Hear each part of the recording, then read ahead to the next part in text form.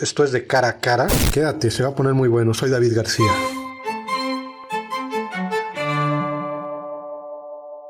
Maestro Raúl Cáceres Urban, ¿cómo estás? Bienvenido a Cara a Cara.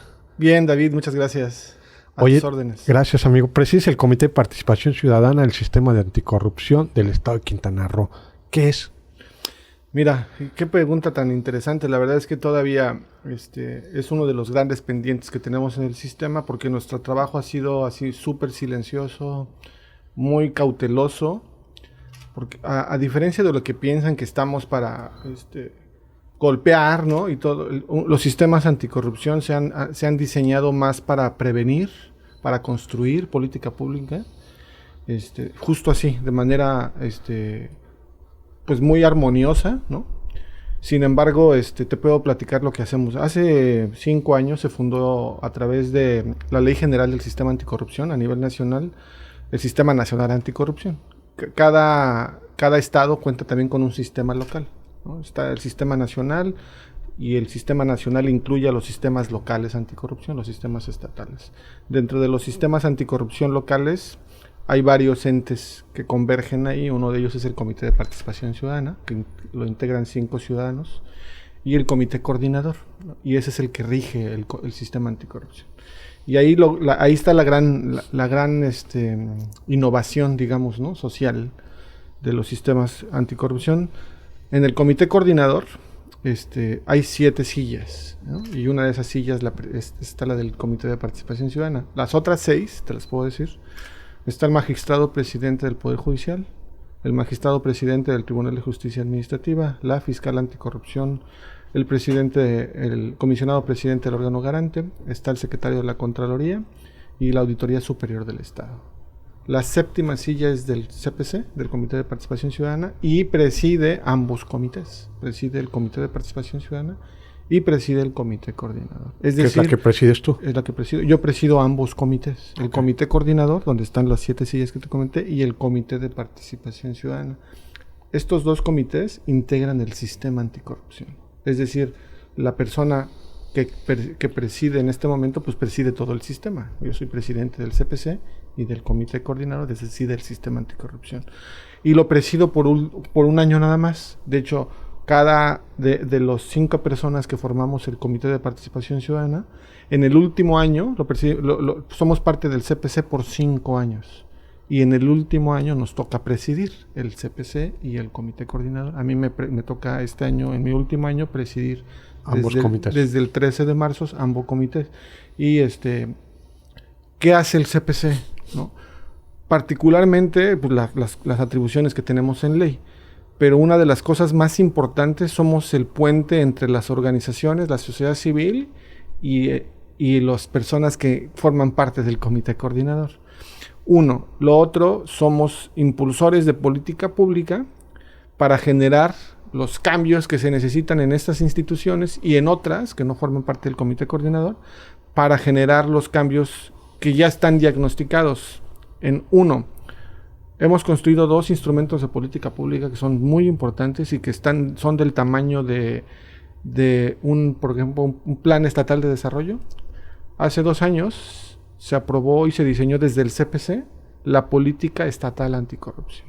Es el primer gran documento de política pública que no existía en el Estado. No existía. Okay. Ese documento lo que te dice es, te diagnostica, te dice cómo estamos de enfermos en Quintana Roo en temas de corrupción, pero también te dice las causas, las consecuencias, y te dice hacia dónde dirigir los esfuerzos. Es un documento de política pública muy robusto. Lo puedes ver en la página que te compartí. También lo puedes ver en las páginas de todos los entes públicos que te dije, y lo puedes ver en el periódico oficial del Estado. Se aprobó si no mal recuerdo, en julio del 2020. El programa de implementación se aprobó en noviembre pasado. Y ahí te digo, puedes ver cuáles son ya bien definido hacia dónde direccionar los esfuerzos para atacar la corrupción. Ya no tenemos que estar siendo creativos, como de repente a lo mejor los candidatos, candidatas y las personas quieren acabar la corrupción, pero no saben por dónde. Nosotros ya definimos el rumbo. Ahora, con esta política anticorrupción, lo que necesitamos en el lapso del 2020 al 2030 es que los entes públicos, los poderes, los órganos autónomos y los municipios implementen la política anticorrupción, porque aparte, David, este documento es vinculatorio completamente. O sea, no es como opcional. Es un documento de política pública obligatorio para todos los entes públicos, ¿no? Incluyendo municipales, todos los municipios, todos los poderes, tanto el Poder Judicial, el Poder Legislativo y el Poder Ejecutivo y los órganos constitucionales autónomos están obligados a implementar la política anticorrupción. Y esa es una labor del CPC, de socializar, de vincular, de acompañar los esfuerzos para que la política pueda implementarse. Y no solo es a través de la política. Ese es el primer documento. El año pasado se aprobó el programa de implementación de la política. Como que fue en orden, ¿no? La ley, luego de la ley emanó la política. El año pasado el programa de implementación y ahorita ya estamos en proceso de implementación de los proyectos. Y estamos en otros esfuerzos. Por ejemplo, te puedo decir, en Solidaridad, Cozumel, Benito Juárez y Chetumal, estamos impulsando esfuerzos con los presidentes municipales y sus cabildos para ayudarles a elaborar un programa municipal anticorrupción. Es justo aterrizar la política anticorrupción en los municipios. El más avanzado actualmente es el municipio de Otompe Blanco. Con apoyo y colaboración de una organización de la sociedad civil que se llama Ciudadanos por la Transparencia, que está en Cancún, y con apoyo del gobierno de Estados Unidos, de recursos de USAID, la agencia de cooperación del gobierno de Estados Unidos, y la organización que bajó el recurso, y obviamente con acompañamiento del CPC y organizaciones locales, en Chetumal, en el municipio de Otompe Blanco, prácticamente tenemos terminado el programa municipal. Hace 2 días tuvimos la última reunión, y nada más estamos cabildeando, negociando el proceso de presentación a la presidenta municipal, luego al cabildo y tendrá que pasar por la aprobación. Pero, o sea, con estrategias de Estados Unidos para el tema de la estrategia en tema de Estados Unidos es poner recursos. O sea, el tema de la agencia, en realidad, a través de sus programas que tiene a nivel internacional, ellos tienen dinero y apoyan a las organizaciones a generar, ¿no? Entonces, la USAID tenía dinero, la organización de Cancún, que se llama Ciudadanos por la Transparencia, se vincula con ellos, tienen dinero y a través de ellos se vinculan con nosotros y con el municipio y les estamos elaborando con una empresa consultora externa el programa municipal. ¿Cómo inhibir la corrupción desde los ayuntamientos, desde los municipios? Pues justo con estas cosas, porque la gobernabilidad y la gobernanza, no hay forma de administrar un gobierno sin política pública. O sea, no puedes estar gobernando sin orden, ¿no? Sin estrategia, sin acciones concretas, porque finalmente así es como se debe de manejar el gobierno.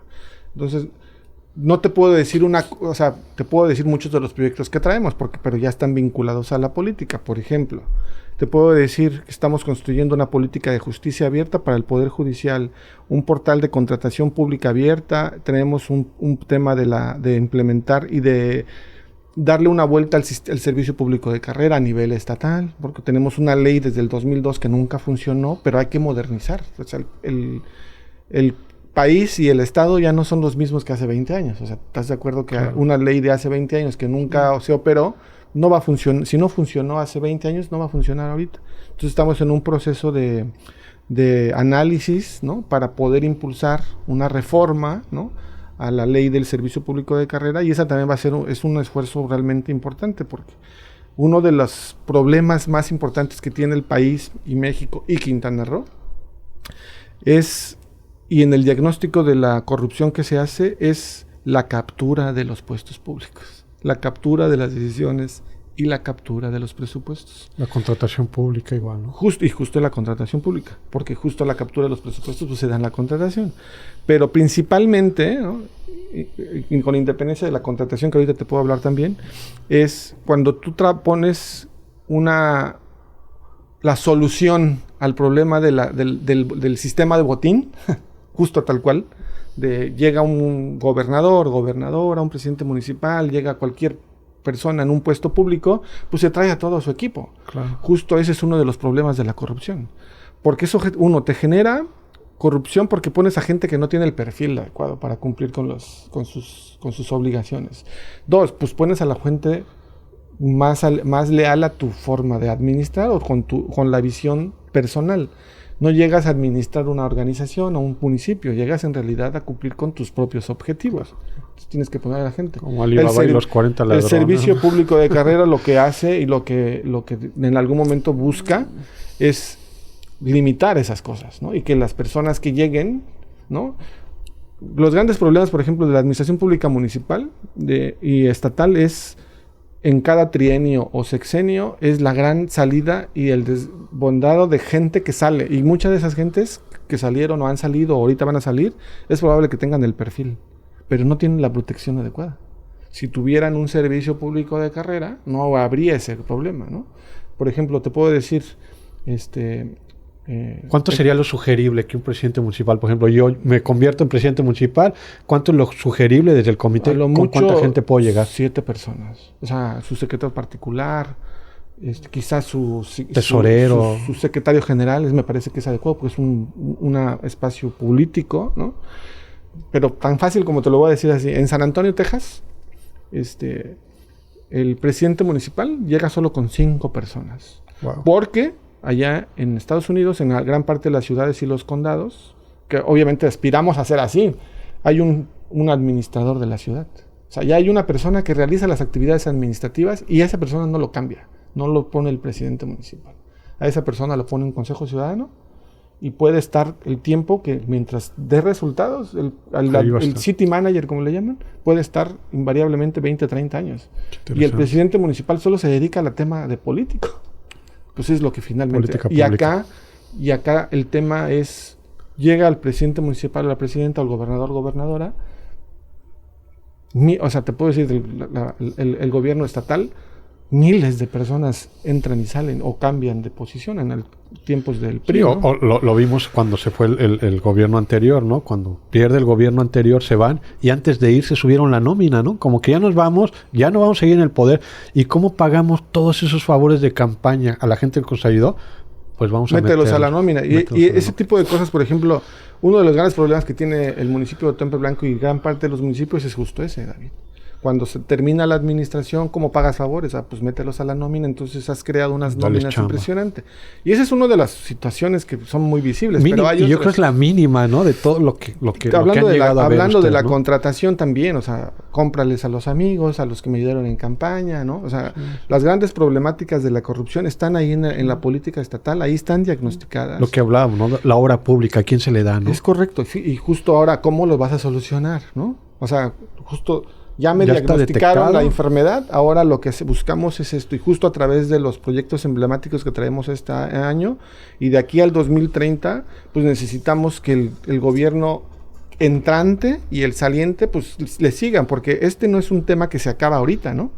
Nuestra política está aprobada al 2030. El gobierno que entra, la persona que llegue a gobernar a Quintana Roo, y también los que lleguen al Congreso, tendrán que continuar con el esfuerzo que ya hicimos. Y justo el CPC lo que busca es eso, la vinculación, ¿no?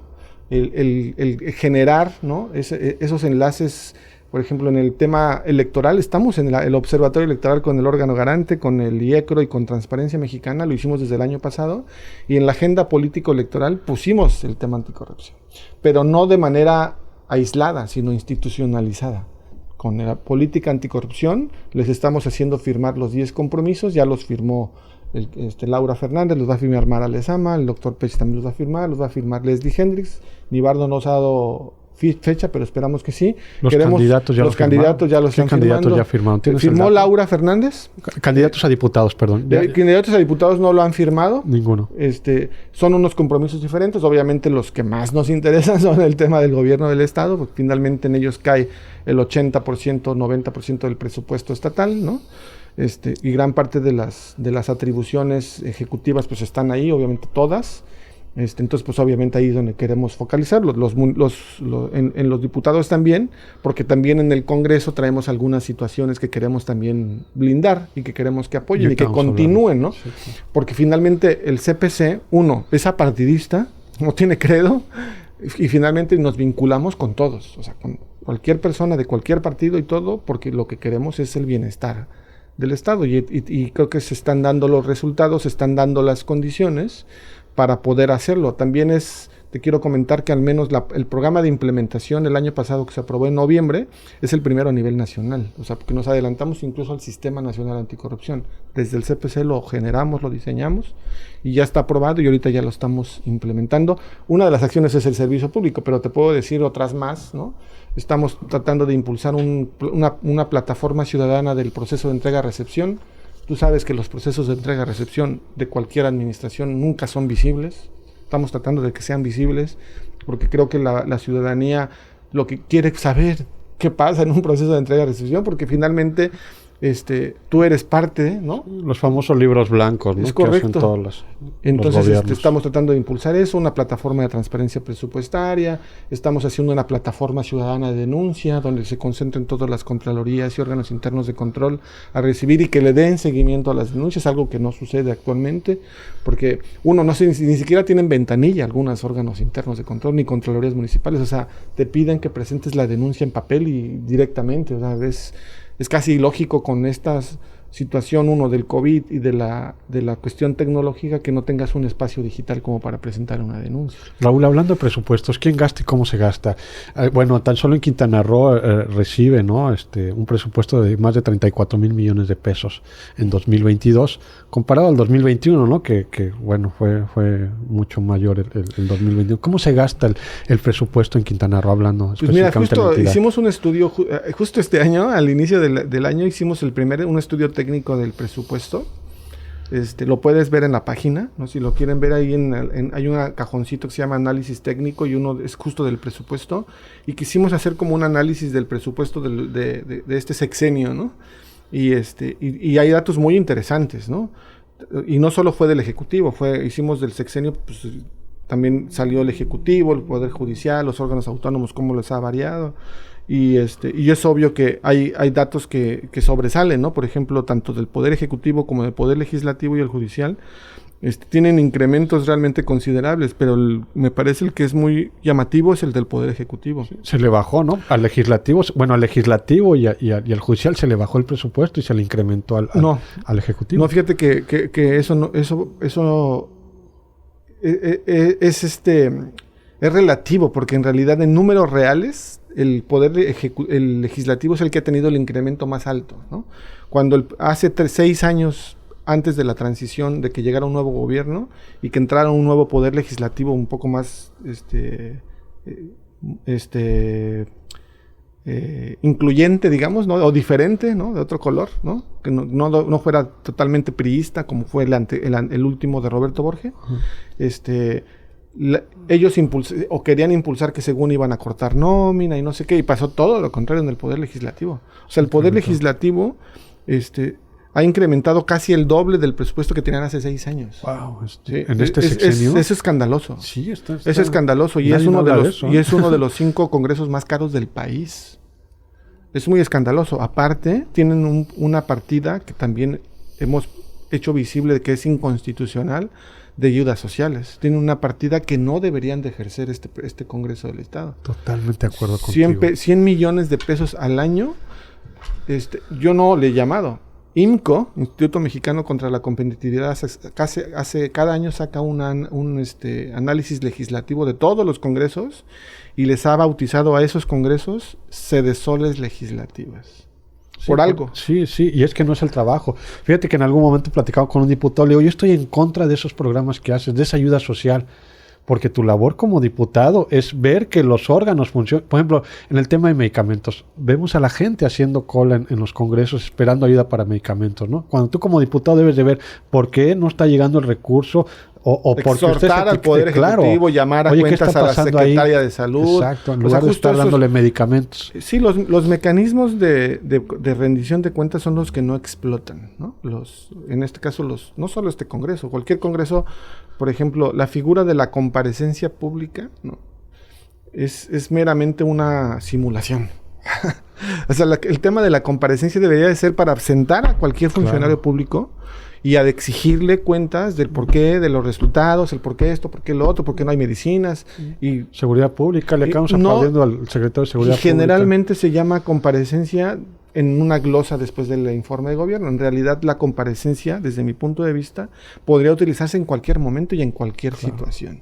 Es más un mecanismo político que una comparecencia, que un mecanismo de rendición de cuentas real. Sí, ¿no? Y que los legisladores tienen el poder, ahora sí que de poder hablar y llamar a cualquier funcionario en algún momento. Si algo está no es está un poder, pasando, es el poder legislativo y tiene las atribuciones visibles y constitucionales para hacer eso. No sé, te puedo poner los ejemplos porque en realidad son importantes. El Senado de Estados Unidos, ¿no? Manda a comparecer hasta los grandes empresarios y los sienta en la mesa de los acusados, ¿no? Y les dice por qué esto, por qué el otro, por qué esto, o sea, y sanciones, güey. Finalmente el tema, la ruta de la rendición de cuentas, David, es tomo la decisión, genero la información, entrego la información, la justifico, y si no es justificable, para que haya rendición de cuentas, tiene que haber una sanción. Si no, no hay rendición de cuentas. Entonces nos quedamos cortos. El tema de la rendición de cuentas, como generalmente se maneja, es solo ir a presentar datos, y esa no es una rendición de cuentas. Raúl, el 75% del ingreso se va a servicios públicos. O sea, ahora sí que al Estado, ¿no? De todo lo que aprueban en dado momento los diputados. Y no lo vemos reflejado en los ayuntamientos. ¿A qué se debe esto? Fíjate que una de las grandes problemáticas que tienen los municipios es que están ahogados en temas de deuda, ¿no? Por lo desorganizado y lo descontrolado que fue las contrataciones al interior de los municipios en temas de capítulo 1000, o sea, servicios personales, o sea, personas que están fijas en el municipio y que creció de manera desorganizada y descoordinada. Hablando de la nómina, ¿no? Entonces, gran parte de los problemas es que tiene una nómina muy inflada.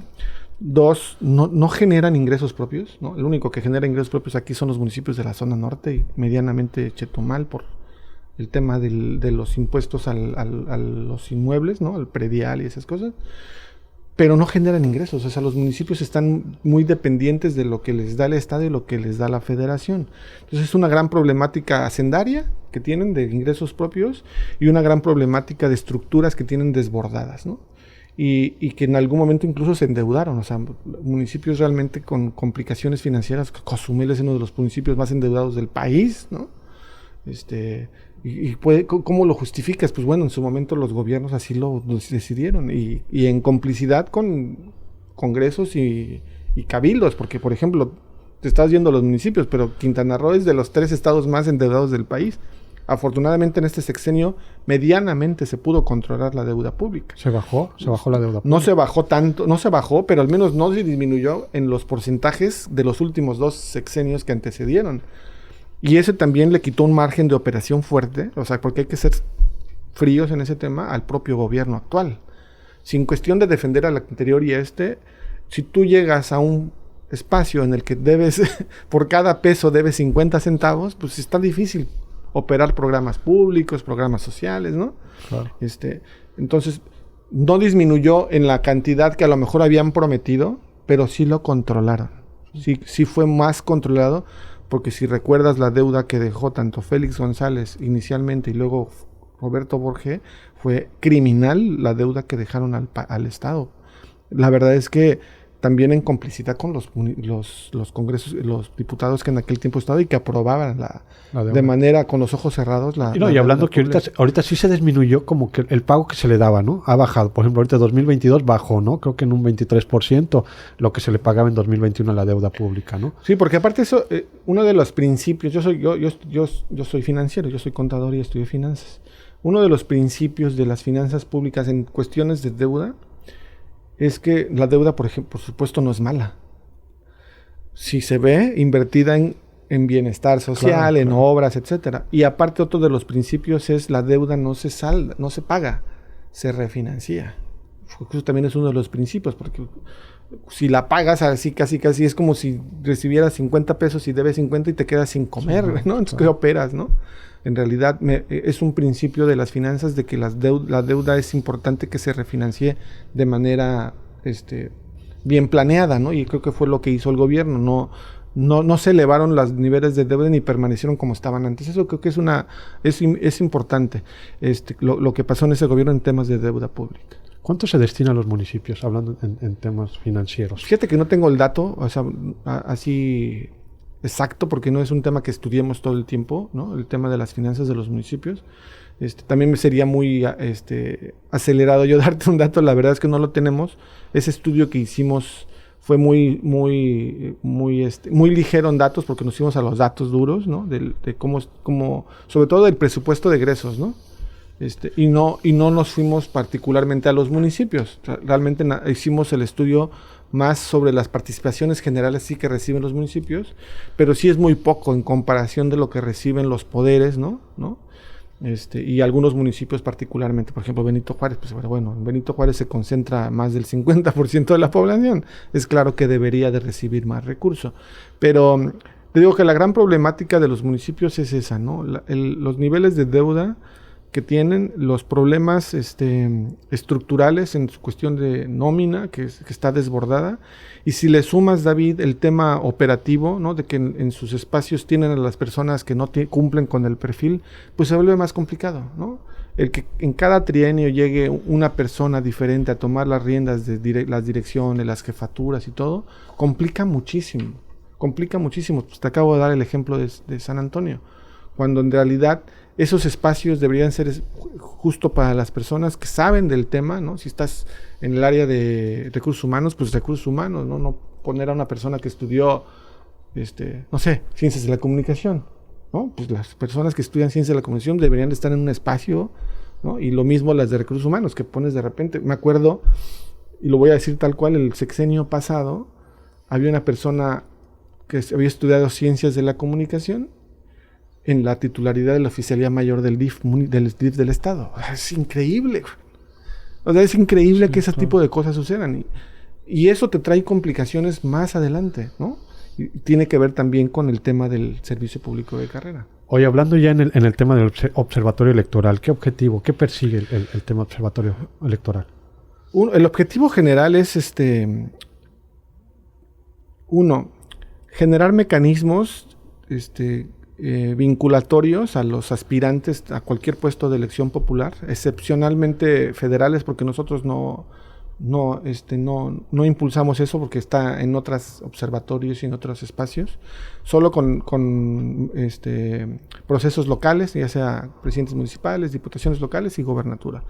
Y impulsamos algunas acciones muy concretas. Por ejemplo, promovemos que presenten la 3x3 de la integridad, que es su declaración patrimonial, su declaración de conflicto de interés y su declaración fiscal.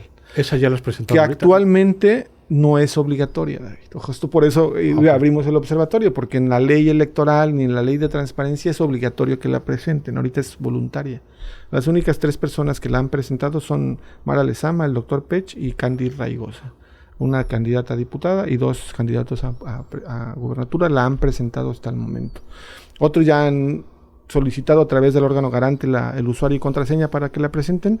Esperemos, ¿no?, que como meta tenemos que al menos el 50% de los candidatos a diputaciones la presenten y el 100% de los candidatos a gubernatura lo presenten. Digo, son 5 personas, no es... ¿Qué es la 3 de 3? La 3 de 3 es esa, la declaración patrimonial, la declaración fiscal. La declaración patrimonial, ¿qué tienen? La declaración patrimonial es cuánto ganas, cuánto ganaste el año pasado, cuántos bienes cuentas, tienes terrenos, casas, ¿no? Si tienes cuentas bancarias, vehículos, cuentas de ahorros, joyas, inversiones, obras de arte, terrenos, si heredaste algún bien, si y también deudas, ¿no? Si tienes deudas, tarjetas de crédito, también pues, cuántos beneficiarios tienes, ¿no? Si tienes hijos, hijas, si eres divorciado, viudo, si tienes empresas, ¿no? En el caso de conflicto de interés, si eres socio de alguna organización, de una empresa, de tal giro, etcétera. Ese también tiene que ver con conflicto de interés, porque ahí mismo te enteras y, bueno, eres socio de una empresa y rato esa empresa le está vendiendo al gobierno, pues es claro que es un conflicto de interés. Claro. Por eso hay que hacerlos visibles. No es malo que una persona sea socio de una empresa, por supuesto que es parte de la vida, asociarte, crear empresas, ser emprendedor. No está peleado. Para nada, que no está peleado. Sin embargo, si aspiras a un puesto, pues tienes que hacerlo visible. Claro. Obligatoriamente, para que nos demos cuenta por dónde va la jugada, ¿no? y la tienes que hacer visible anticipadamente. Esa declaración patrimonial es la que obligatoriamente presentan los funcionarios ahorita en mayo. Todos los funcionarios públicos de todo el país presentan su declaración patrimonial. Hablando ¿desde qué nivel? ¿Jefes de departamento? Ahorita ya cambió desde el año pasado, ya cambiaron los niveles. Ahorita, el año pasado fue un problema justo porque hasta los maestros en el Secretaría de Educación les exigieron su declaración patrimonial. Cuando ellos no. Pero desde el año pasado cambió, sí, claro. Esto es un avance. Sí, claro, es un avance. Ahorita lo que se busca es, también es un avance porque ahora hay una plataforma digital nacional donde se concentra todas las declaraciones patrimoniales de todo el país. O sea, yo puedo tener acceso. Se está construyendo, ahorita solo hay 10 estados que se han conectado con la plataforma digital, uno es Quintana Roo, y ya puedes en algún momento checar datos de declaraciones de Quintana Roo en la plataforma digital nacional. Creo que hemos Son avanzado, 6 subsidios, claro, por supuesto. Como en el tema viático, ¿no? Ahorita ya el funcionario igual, creo que tiene que hacer el de público comisiones abiertas. El de comisiones abiertas. ¿Dónde comió? ¿Dónde se hospedó? Todo eso, ¿no? Sí, justo. O sea, ¿cuánto sí gastó? hemos avanzado. Digo, si lo pones en un balance de cómo estábamos hace 6 años, sí, es un avance impresionante. Obviamente hay cosas que se pudieron hacer mejor, por supuesto, y que se deben de hacer mejor, y que esperamos que el gobierno que llegue continúe, ¿no?, con lo que medianamente ya se impulsó. De lo que te estoy diciendo, yo ahorita no había nada. O sea, no había ni siquiera, daban espacio a organizaciones que pudieran hacer cosas. O sea, el sistema anticorrupción surgió también por voluntad, porque en otros estados el gobierno lo manejaba, ¿no? Y si existía, ¿no? No, el propio, te puedo decir de algunos estados que han tenido complicaciones como o sea, en lo mismo que nosotros hacemos en otros estados está muy complicado. En Oaxaca, de un momento a otro, el gobernador impulsó una ley para desaparecer el CPC. Oye, en Veracruz... Oye, está de risa eso, sí, está de una risa. Ley para desaparecer una ley de anticorrupción. Porque todo lo que te acabo de decir es muy incómodo, claro, para los gobiernos y para los gobernantes. No, y hay gobernantes muy intolerantes a esto. Y entonces, de repente escuchas que un ciudadano o 5 ciudadanos empiezan a promover cosas para que en lo que es fácil hacer se convierta en una complicación, porque en realidad pones mecanismos, ¿no? Pones herramientas, pones políticas públicas para que las cosas se vayan dificultando y sean menos difíciles, ¿no?, de desviar y de hacer. Hay cosas raras en las. ¿Por qué hemos avanzado tanto? ¿A qué se debe? ¿A voluntad política en este ha habido caso mucha voluntad política? Te puedo decir que ha habido mucha voluntad política de todos los poderes. O sea, en el poder legislativo, con incluso las complicaciones que hemos tenido, porque así de las ayudas sociales, nosotros les metimos un amparo al Congreso del Estado. Wow.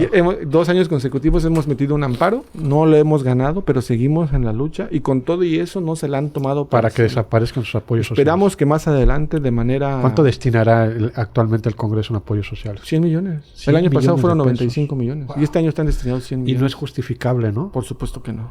No es justificable porque es una atribución constitucional. Es que si justo lo más básico de todo es ¿quién ejecuta las políticas públicas y los programas sociales? Pues el Poder Ejecutivo. ¿Quién hace las leyes? Pues el Poder Legislativo. Y que de repente te esté dando apoyos sociales. Digo, también te habla mucho de lo que se deja de hacer por este lado, pero bueno, ese es otro boleto. Tendrías que estarle exigiendo al Poder Ejecutivo. No, y que parte del presupuesto, el 60% del presupuesto se va en eso precisamente, ¿no? En temas sociales. O sea, ¿para qué duplicarlo por este lado, no? Hemos tenido mucha voluntad política.